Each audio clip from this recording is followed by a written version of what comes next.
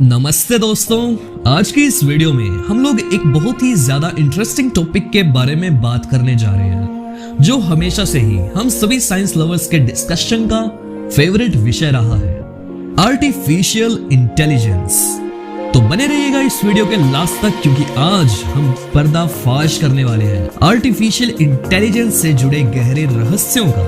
और अगर आपने अभी तक हमारे चैनल को सब्सक्राइब नहीं किया है तो फटाक से चैनल को सब्सक्राइब करके झटक से वीडियो को शुरू करते हैं। आर्टिफिशियल इंटेलिजेंस एक तरह की मानव निर्मित इंटेलिजेंस यानी बुद्धि है, जो एकदम हम इंसानों की तरह सोचने, समझने और स्थिति के अनुसार खुद को ढाल लेने की क्षमता रखती है। जॉन मैकार्थी, जिन्हें फादर ऑफ आर्टिफिशियल इंटेलिजेंस भी कहा जाता है, उन्होंने 1960 में लिस्प नाम से एक कंप्यूटर प्रोग्रामिंग लैंग्वेज की खोज की। पर आजकल आर्टिफिशियल इंटेलिजेंस को प्रोग्राम करने के लिए जिन लैंग्वेजेस का सबसे ज्यादा यूज होता है वो है Python, C plus plus, Prolog, Java and Lisp. एक आर्टिफिशियल इंटेलिजेंस को उसकी एबिलिटी यानी क्षमता और उसकी इंटेलिजेंस यानी बुद्धिमत्ता के आधार पर हम 3 कैटेगरीज में डिवाइड कर सकते हैं: artificial narrow intelligence, artificial general intelligence and artificial super intelligence, या फिर जिसे हम सिंगुलैरिटी पॉइंट भी कहते हैं। आर्टिफिशियल नैरो इंटेलिजेंस का सबसे कॉमन एग्जांपल है आपके मोबाइल में मौजूद गूगल असिस्टेंट, या फिर एप्पल की सीरी, एलेक्सा, या फिर वो बेशक ही वर्ल्ड फेमस सोफिया ही क्यों ना हो।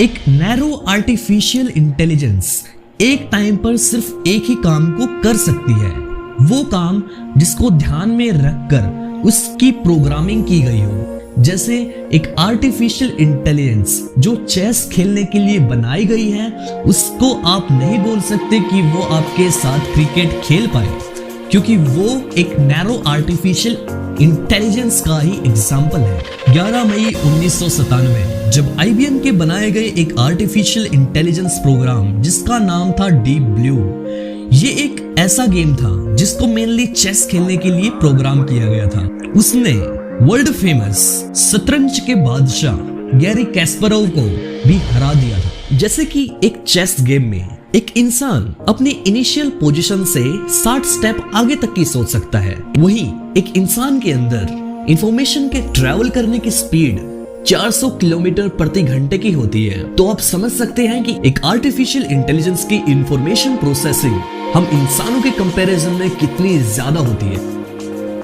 बात की जाए आर्टिफिशियल जनरल इंटेलिजेंस की, तो AI की इस डेवलपमेंट स्टेज में आर्टिफिशियल इंटेलिजेंस इतना ज्यादा शक्तिशाली हो चुका होगा कि वो हम इंसानों की तरह वो सब काम कर पाएंगे जिसको करते हुए हम गर्व महसूस करते हैं। जैसे मिलिट्री डिफेंस सिस्टम में technology, advance missile guns, weapons and जिनकी कमान भी आने वाले भविष्य में इसी आर्टिफिशियल इंटेलिजेंस के हाथों में होगी। या हो सकता है कि भविष्य में हमारी मेडिकल साइंस इस AI की मदद से इतनी एडवांस हो सके कि हम अपनी टेक्नोलॉजी की मदद से हम DNA मॉडिफिकेशन की प्रक्रिया में भी सफल हो सकेंगे, जिससे कि DNA में मौजूद जेनेटिक इंफॉर्मेशन को ही बदल पाने में एक अहम सफलता पा सकेंगे। जिससे होगा ये कि आज हमारी इंसानी प्रजाति की लाइफ एक्सपेक्टेंसी 70 साल से बढ़ाकर 500 से 1000 साल तक की जा सके।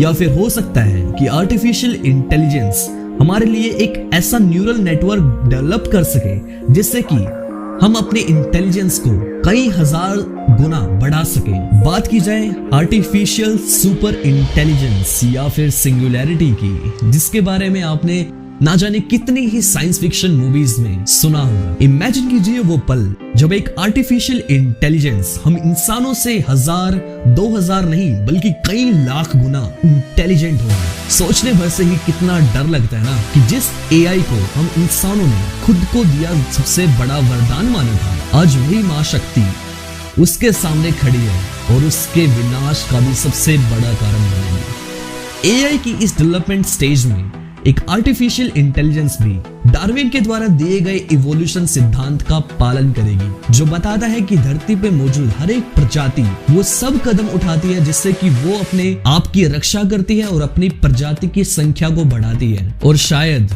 वो पल भी ज्यादा दूर नहीं होगा जब एक आर्टिफिशियल इंटेलिजेंस खुद की आबादी को बढ़ाने के लिए और अपना प्रभुत्व जमाने के लिए हम इंसानी प्रजाति को ही खत्म कर देगी। दी एंड। आर्टिफिशियल इंटेलिजेंस का भविष्य क्या होगा, यही एक सबसे बड़ी पहेली है। हालांकि गूगल और फेसबुक इस आर्टिफिशियल इंटेलिजेंस को फ्यूचर अपॉर्चुनिटी की तरह मानते हैं, तो वहीं Bill Gates, Elon Musk and हमारे चहीते साइंटिस्ट स्टीफन हॉकिंग ने भी एआई को इंसानों के लिए सबसे बड़ा खतरा माना है।